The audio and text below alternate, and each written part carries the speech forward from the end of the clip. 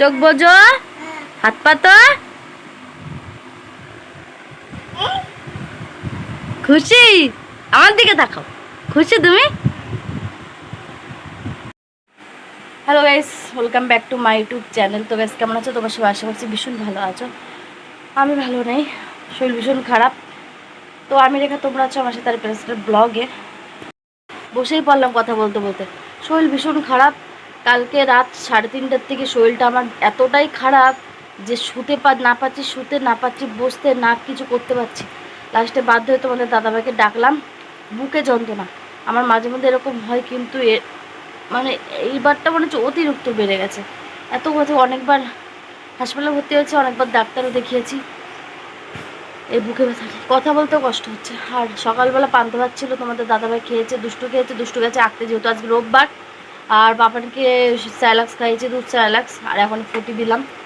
আর আমি খাচ্ছি মুড়ি জল, আমি কিছু হাবিজাবি খাবো না। এই যে মুড়ি জল খাচ্ছি, এখন এটা খাবো অল্প একটু, এক মুঠো মতো মুড়ি, একটু নুন চিনি দিয়ে তাই ভিজাই খাচ্ছি। আর তোমাদের দাদাভাই তো গেছে পান্তা ভাত খেয়ে। আর বাবাকে বলেছি, মানে শ্বশুরমশাইকে বলেছি কিছুটা কিনে দিও, আমি রান্না করতে পারছি না, কিন্তু করতে তো হবে, কিছু করার নেই। সকালবেলা তা উঠে কাজবাজ সেরে, বাসি কাজবাজ সেরে বেড়ে সব তো বাসন মেজেই রাখি রাত্রেবেলা, শুধু ঘর বান্ধে ঝাড় দিয়ে। মানে অতিরিক্ত গ্যাস হয়ে গেছে, কিন্তু কিছু গ্যাস হওয়ার মতন কিছু খাইনি, তবুও গ্যাস পাম্প করছে আর ভীষণ পরিমাণে হচ্ছে। তো যাই হোক, জামা কাপড় ভিজিয়েছে, কালকে যেহেতু কাচিনি, অনেক কাঁচা জমে গেছে, কিছু করার নেই, কাচতে আমার হবেই। আমার কপালটা এত ভালো যে শরীর খারাপ হলেও নিজের কাছে নিজেরই করে নিতে হয়, কিছু করার নেই। আমি আমার মাকে দেখে জোর পাই যে আমার মারও তো শরীর খারাপ হলে আমিও তো করে দিতে পারি না, আমারও তো ক্ষমতা নেই যে বাড়ি আমি গিয়ে করে দিয়ে আসবো। আমি তো পারি না, আমার মা যদি পারে আমি কেন পারবো না, মার মেয়ে হয়ে আমি কেন পারবো না, এইটুকুনি জোর আমার মনের মধ্যে রাখি আমার মাকে দেখে।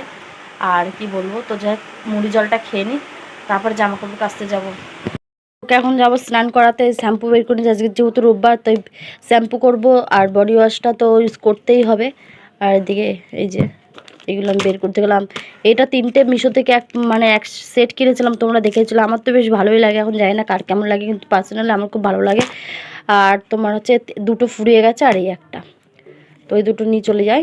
এখন বাজে হলো দেখো পুরো 11:30, এখন স্নান করা ছিলাম যে একটু পরে স্নান করাবো, কিন্তু ভাবলাম যে পটি যখন করেছে একবারে স্নান করিয়েই নিয়ে আসি। ওর জন্য এই যে তোয়ালি কাঁধে নিয়ে চলে গেলাম, একবারে ফ্রেশ করে ওকে স্নান করে একবারে ওকে ফ্রেশ করি। পাপানের স্নান হয়ে গেছে, এই যে পাপা তোমার স্নান হয়ে গেছে। তুমি কি পরেছো, লুঙ্গি? ও লুঙ্গি পরেছে।